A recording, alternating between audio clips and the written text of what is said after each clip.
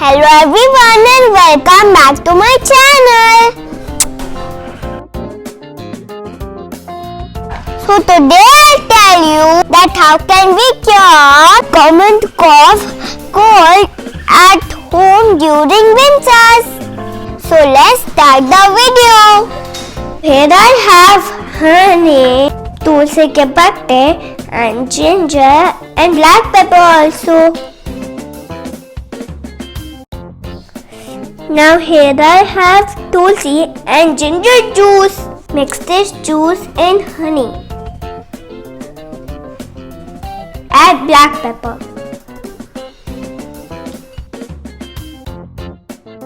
Take this syrup twice a day. This will make you feel better soon. For quick recovery, must take steam for twice a day.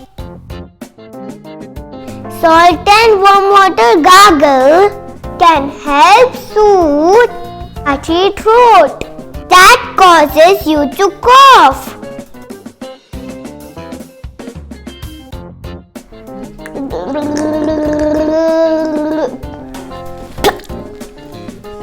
This will make your throat better. Do it twice a day. You have to stop drinking cold water. You should drink lukewarm water. Warm water will make your throat better.